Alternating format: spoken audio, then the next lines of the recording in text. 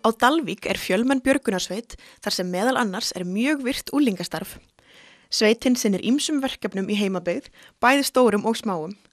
Nýlega byrjaði sveitin að prófa að nota dróna við leit og æfingar lofa góðu. Við erum byrjað að nota dróna eins og notuðum hann á landsæfingunni sem var haldin á Akureyri og kemur hrikalega vel út og með dróna getur við leitað stórt svæði á stuttum tíma og já, þetta bara, eins og ég segi, þetta framtíðin í leit. Þannig að þetta aðalega hugsað í leitir? Já, svona mest. Af því þarna getur við hraðleita svæði bara á mjög stuttum tíma og ert með skjá sem þú fylgist með og sérð fullt af hlutum sem þú kannski sérð ekkert strax þegar þú leitar með mönnum. Það tekur miklu styttri tíma. Hvernig hefur þetta komið út á æfingum hjá okkur? Hrikalega vel. En þið eru ekki, þótt sé kannski ekki eitthvað sem maður sér í öllum björgunarsveitum, þá eru þau ekki alveg ein með þetta eða hvað?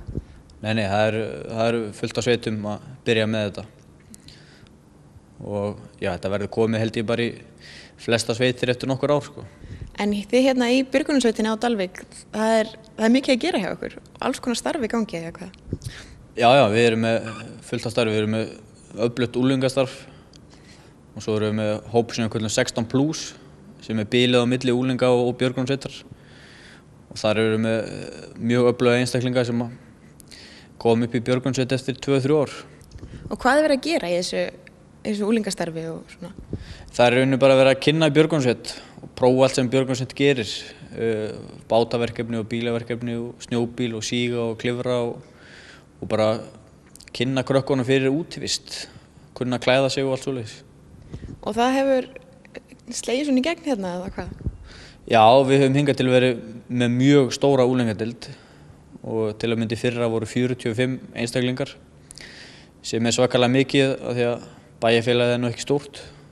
Þannig að við erum mjög ánægð með það. Það er blómlegt starf hérna í Dalvíkurbyggð? Já, mjög svo.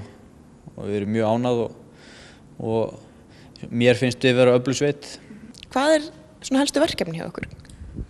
Það náttúrulega oftast eins og á þessum tíma allt á kafi í snjó og þannig að við erum mikið í að losa bíla og keyra fólk í vinnu og elliheimili þar sem þarf alltaf að vera fólk í vinnu og þá náum við það á skutlum og ef að gerir brjála veður á skólatíma til dæmis þá þurfum við að keyra krökkunum heim.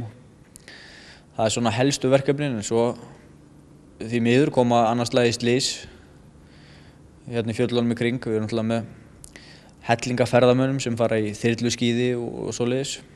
Þannig að því miður koma annars slagið slys. Og þá farið þið að ná yfirkomandi? Já, og flytjum sjúkraflutningamenn með okkur. Þannig að við erum vel staðsett upp á það að sjúkrabíllinn bara beint á móti okkur.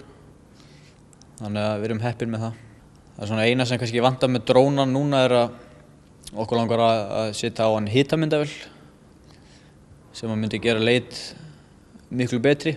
Já, hún gagnast svona mest þegar við leita fólki sem týnt og þá sjáum við á hitamyndavélinni einstaklingin mjög fljótt. Þetta myndi gera leit mikið betri. Þannig að ef einhverjum langar að styrkja björgunarsveitina á Dalvík þá væri hitamyndavél mjög vel þegin.